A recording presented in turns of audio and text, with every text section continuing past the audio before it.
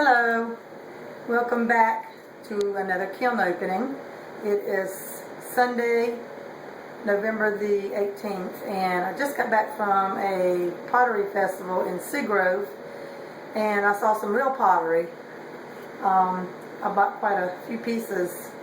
There's some beautiful copper reds and a lot of crystalline glazes, which I hope to get into one day. And I was anxious to get back to open up my kiln, so I've kind of hurt my left arm. I might have slept on it wrong, so I'm going to have my husband open the kiln for us.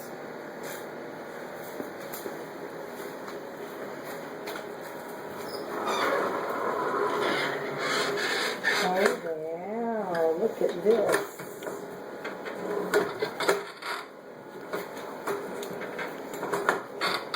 Okay.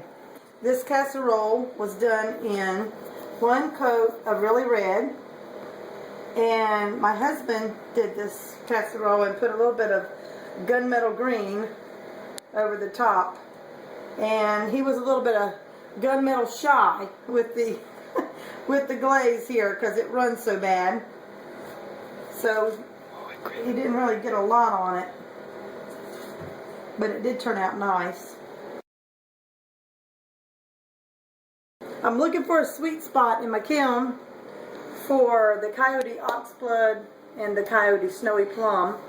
At the Seagrove Pottery, I found a guy there that had fired the Oxblood, and he got some very beautiful results. And we discussed it, and he was talking about how thick you needed to apply it. And I've been doing all that. I just need to find a place in my kiln where it's not going to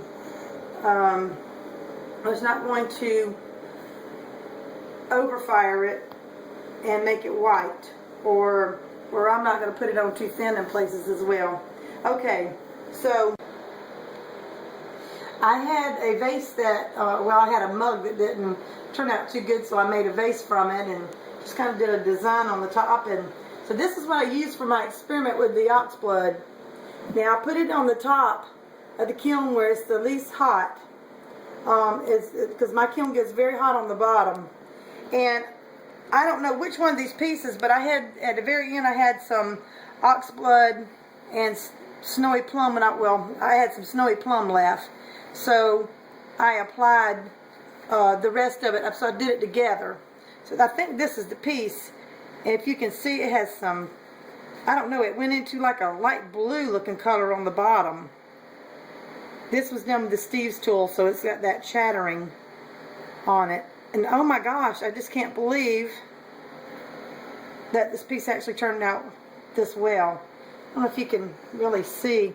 I'll try to get some pictures of this in the daylight. But it's just as dark, that dark oxblood, that blood red that I'm looking to get. This is what I'm looking to get right here with it, so I am pleased with this one.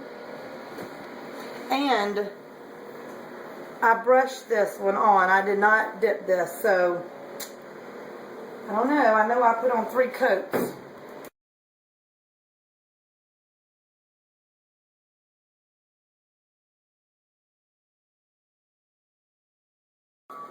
And this is another one I did, and I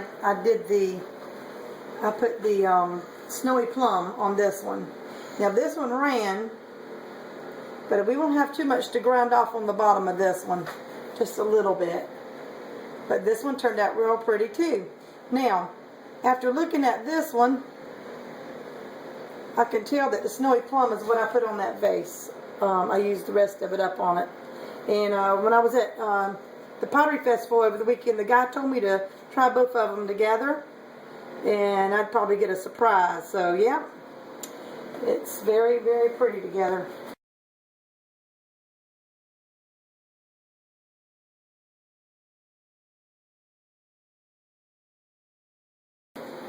Okay, this was for a customer. It is the Shino, one dip of Shino with one coat of really red on it. And this one turned out a little lighter for some reason.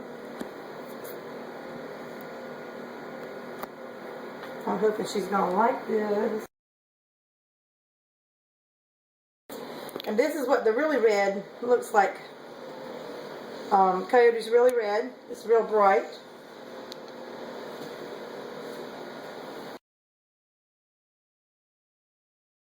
This is Coyote's Model Blue. And it really has a lot of green in it. Wow. Okay, this is a porcelain bowl that I had done, and I covered it with, I did about 2 coats of tiger's eye with a brush, and then I put in I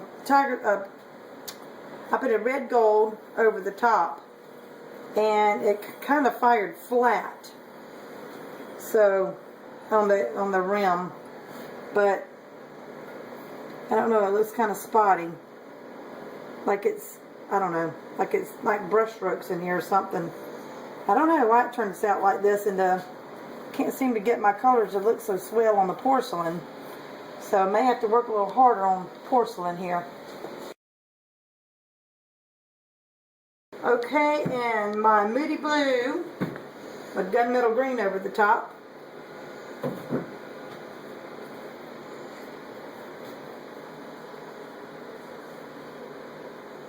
I have a customer that ordered one.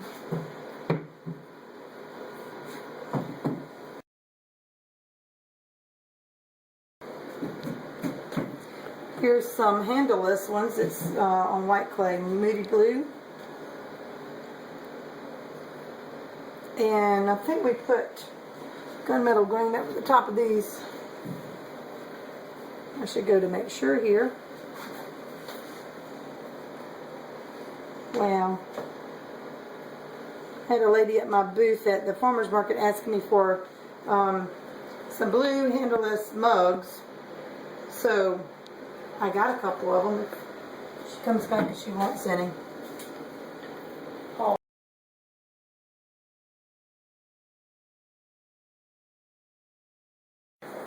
Yes, that the mugs I showed you, the Moody Blue has the gunmetal green over the top of it. And here is the red Shimmer with the eggshell over the top.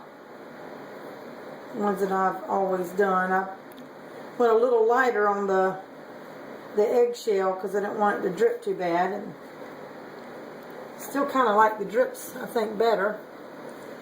Here's another one. This one has only one leaf on the front.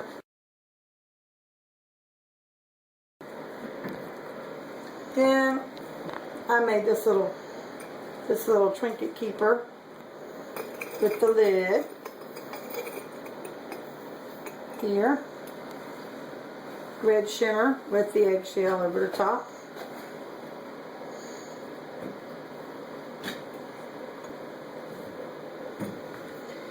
This had several colors of orange on it. The first orange, which I see the holes are welded shut, we'll just have to drill through there. The bowl had an orange that was a low fire, and it was not going to be too nice, so I put another orange. It's actually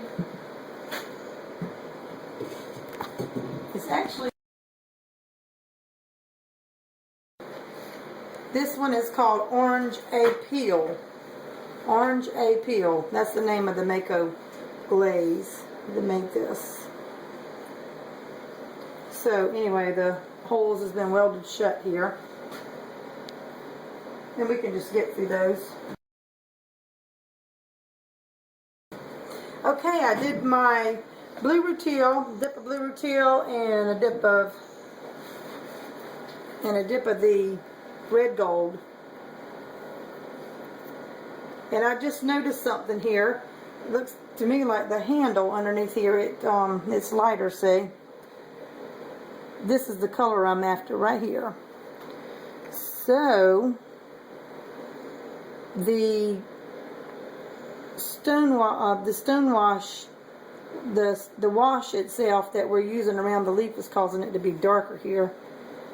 So we'll have to experiment with this. I had a friend that just got one of these mugs and loved it. I shipped it to her.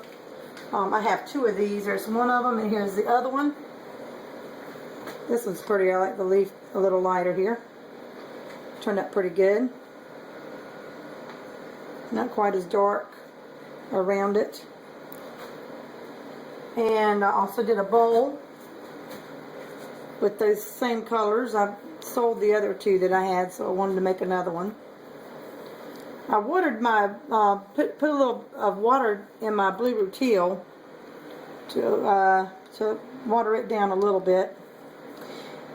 And that may have helped a little. Now, for these mugs,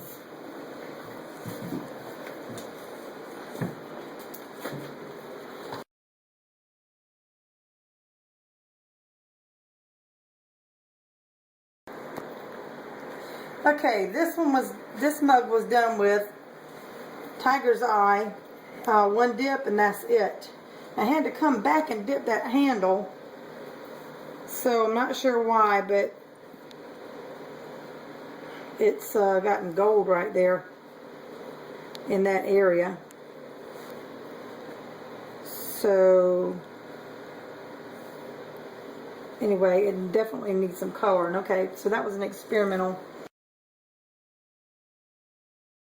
I brushed on Tiger's Eye on this mug, and then I applied Toshi Brown. I put some eggshell on the top of this one instead of gunmetal green like I usually do. That created a pretty color in there.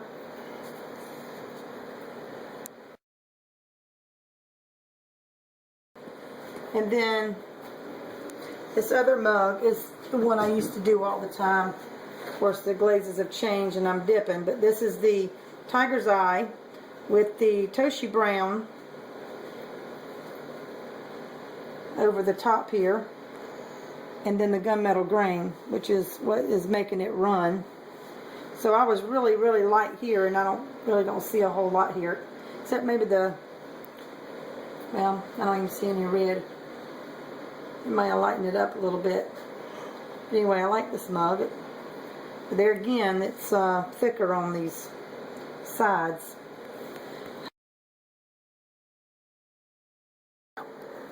Okay, this is one of the casseroles from the last bunch that I did. I didn't fire them all at one time on my kiln.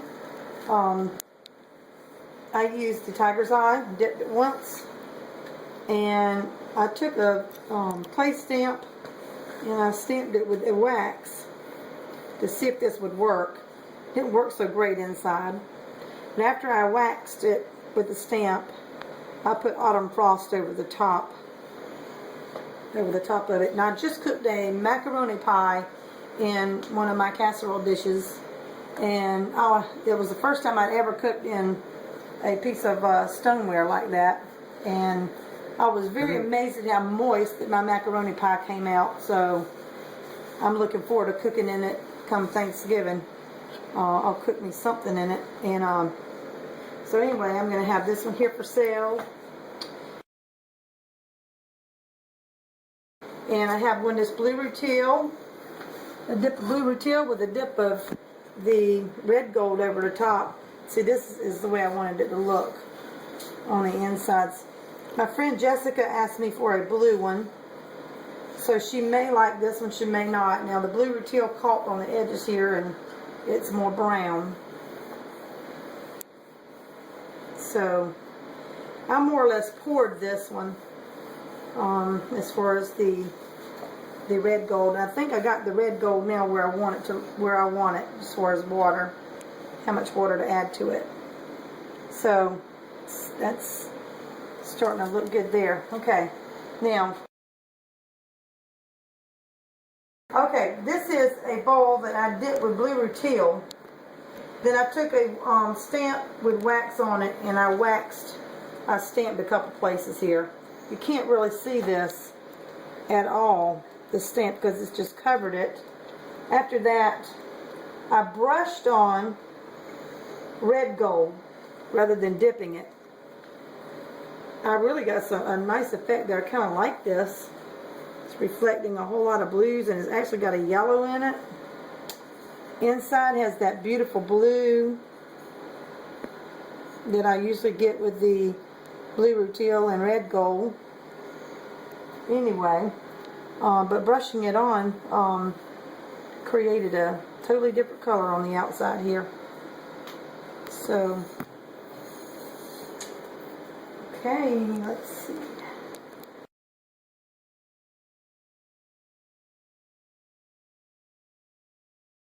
Have another bowl. This bowl was dipped in tiger's eye. I brushed the inside and outside edges of the rim and all the way around it very lightly with red gold. And I really like this too. Now you can see a little bit of the burgundy coming from the tiger's eye here. I'll get more pictures like I said. That's gorgeous. I might have to keep this bowl for myself. I seriously doubt I'll be able to recreate another bowl like it. And sometimes you'll do those pieces that just appeal to you and you just don't want to get rid of them. Okay.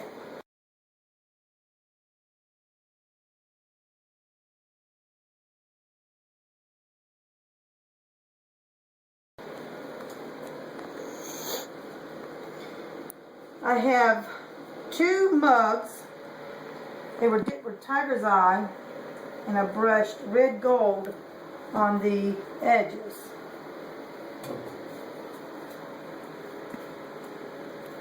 There again, all these mugs look different. And I brushed that red gold over the top so it wouldn't run so bad. It breaks really pretty on the edges. But that red gold also makes the tiger's eye look gold. So, and here's another one.